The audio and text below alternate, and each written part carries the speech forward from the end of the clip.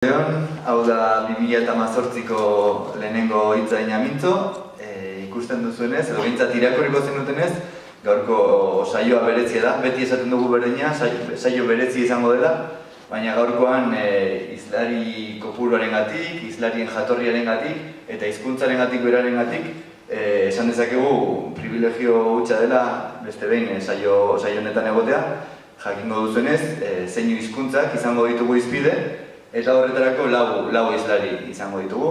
Zeinu hizkuntzak jorratzearen garrantzia begibistakoa da, ematen duelako bizkarra ematen diegula eta horrelako ekimenekin pixkat distantzia hori lapurtzeko aukera ezin hobea daukagu.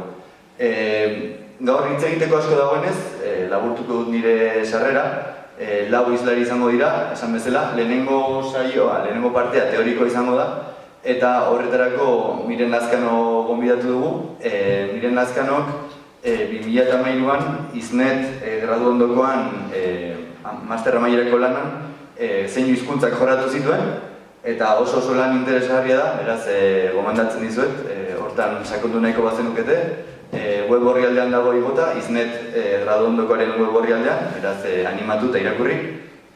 Gero bigarren partean elkarrizketa ireki bat izango da, eta orduan atzean zaudetenok, nahi duzuen galdera egin dezakezue, bai Mireni, eta gero baita gurekin dauden beste hiru lagunei.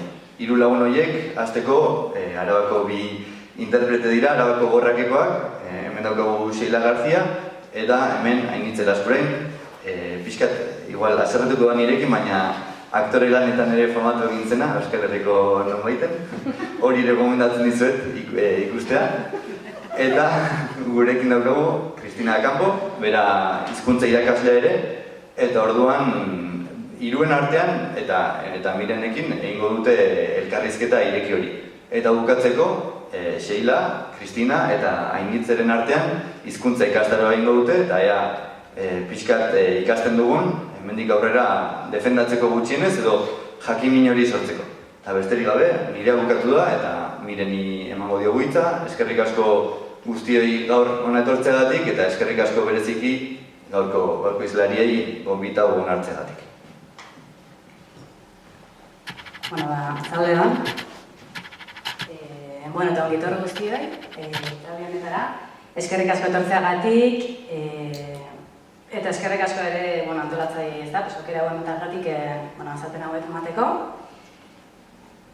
Eta, lehenik eta behin, eta agian ez da igual entzaldi bat azteko mozirik onena ez da, baina nik esan nahiko nuke, eta iruditzen zaidalako bakoitzak ez egin barruan lekutik.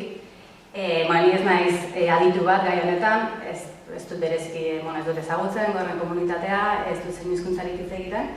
Bere egunean hori lan egin nuen, lan hori egin nuen, 2013an, interesa sortzen didan gai bat delako, baina bai da ikerketa bat, lan bat egindakoa pixka bat kanpotik ez da. Eta orduan, iruditzen zaitu oso aberasgarria dela hemen elkarko garen laukote hau, azken baten, ikuspegi orokor bat eman ahal izango diogulako guztiari, nik apurra kanpotik eta eurak bai barrutik, Ainize Kristinak eta Sheilak barrutik ezagutzen dutelako, ez da. Eta beste gabe, zeinuen hizkuntzak sarrera bezala, zeinuen hizkuntzak dira gutxiengo baten hizkuntza. Gorrak dira azkematen zeinuen hizkuntzen erabiltzaile natural bakarrak edo, eta gorrak ez dira asko izaten, ez da, milatik bat edo jaiotzen da gorreria sakonarekin. Orduan komunitate txikia dira, eta gainera nahiko sakabanatua, ez da. Eta gutxiengo baten hizkuntza izateaz aparte, hizkuntza gutxitu ere badira, historian zehar gutxitutako mespretsua jasan duten hizkuntzak izan dira, eta eurak ere nolabait auto gutxi ezpen bat edo izan dute, ez? Azken baten gizartearen eraginez edo. Eta hau nahiko orokorra da hizkuntza gutxitu askoren kasuan, ez da bakarrik zeinuen hizkuntzen kasua, eta horretaz euskaldunok ere zerbait badakigu, hizkuntza gutxituen kasuan gauza oso normala da. Eta, egia da ere bai, 20. mendeko bigarren erdialde aldera edo aldaketa bat ere ematen dela, ez? Eta gorrak jazten direla hitz egiten, apur bat arrotasunez, gorri izaera horretaz, eta nortasun bat edo ez agertzen. Gorri izatea, arrotasunez bizitzen. Hori sarrera bezala. Jarraitu baino lehen, hau da jarraituko duen eskema, ez da, hitzaldian. Azteko datu historiko batzuk aipatuko ditut, gero aurreiritzi batzuen gainean hitz egingo dugu, hau da nola entzulen gizarte batean bizi garen, ez ditugu zeinen hizkuntzak ezagutzen, eta hainbat aurreiritzi dauzkogu horien gainean, horien gainean hitz egingo dugu, eta horiek indarra batzen saiatuko gara. Gero gorreria eta gorren komunitatearen gaineko datu txiki batzuk emango ditut, informazio pixka bat, eta egoera soziolinguistikoa aztertuko dugu pixka bat. Orduan. Azteko, datu historikoen gainean hitz egiteko, lehenengo gauza esan behar dena da, zein hizkuntzek ez daukatelako deidatzirik. Ahozko hizkuntza, egongo dira batzuk igual idazten ez direnak, asko eta asko idazten dira, horrek ez die hizkuntza izera kentzen ez da, baina nolan ez dute, kodidatzirik ez dutenez,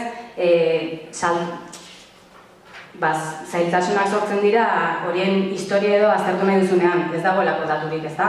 Orduan hori, gauz importantea da ez, zein hizkuntzen historiaren gainean hitz egiterako garaian, eta gero beste bada, apenas dago daturik ez da, 18. mendera arte, ia ez dago referentziarik, eta dauden referentziak dira beti hezkuntzarekin lotutakoak, hau da, ume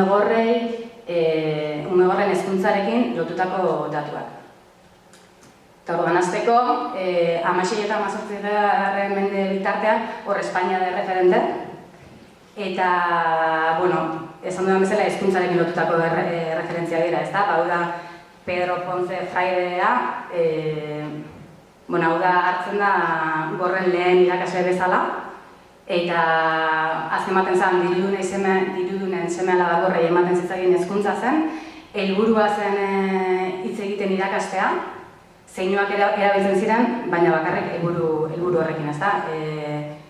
Gorrek hitz egin zezatela, eta banakakoa zen. Osea, gorrak egoten ziren banaka, klase horietan.